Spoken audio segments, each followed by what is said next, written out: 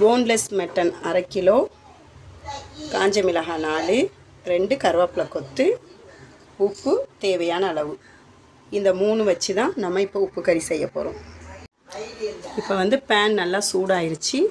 இப்போ இந்த மட்டனை இதில் போடுவோம்.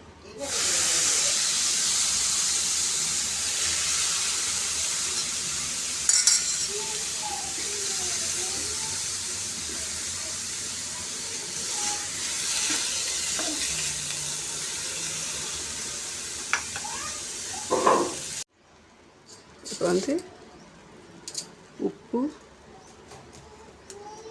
இப்போவே போட்டால் தான் அது தண்ணி விடும்போது அந்த உப்புலாம் கரைஞ்சிரும். அப்படியே சிம்மிலேயே போட்டு தான் நம்ம கொஞ்சம் வேக போடணும்.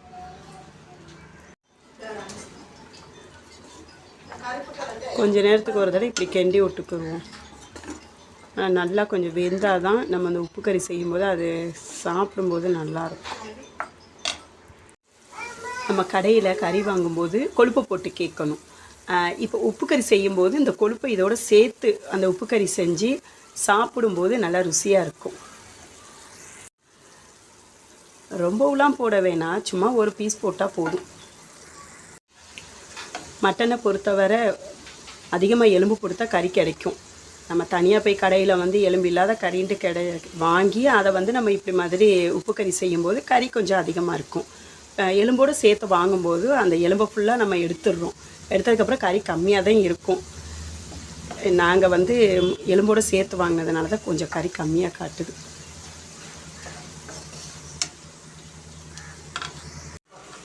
இதுக்கு வந்து எண்ணெய் தேவைப்படாது.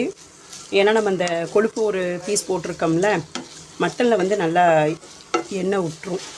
எண்ணெய் இதுக்கு தேவைப்படாது. நம்ம இப்படியே தான் போட்டு எடுக்கணும். இப்போ நம்ம என்ன செய்வோன்னா காஞ்ச மிளகாயும் கருவேப்பிலையும் இப்போ சேர்க்கணும்.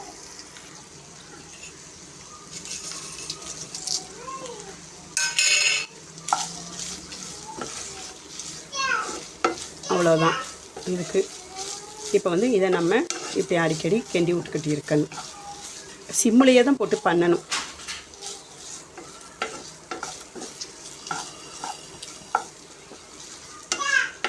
இந்த கருவேப்பிலையும் இந்த காஞ்சி மிளகாயும் பொன்னிறமாக வர்ற வரைக்கும் அப்படியே சிம்லேயே போட்டு நம்ம கிண்டிக்கி இருக்கணும்.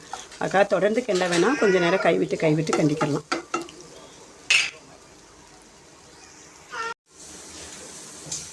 இப்போ பாருங்கள், நல்லா கறி பொரிஞ்சிக்கிட்டு வருது. எண்ணெயே நான் ஊற்றலை, கொஞ்சம் கூட எண்ணெய் நான் ஊற்றலை. பற்றியில் எவ்வளோ அழகாக வந்திருக்குன்னு. இப்போ கொழுப்பு கிடைக்கலன்னா நம்ம எண்ணெய் ஊற்றி தான் ஆகணும். கொழுப்புனால நம்மளுக்கு எண்ணெய் ஊற்ற தேவையில்லை. கொழுப்பு கிடைக்கலன்னா எண்ணெய் ஊற்றி தான் ஆகணும்.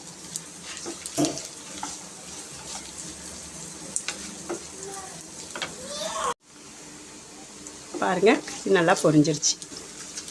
போதும். இதுக்கப்புறம் எடுத்து நம்ம சாப்பிட்றது தான்.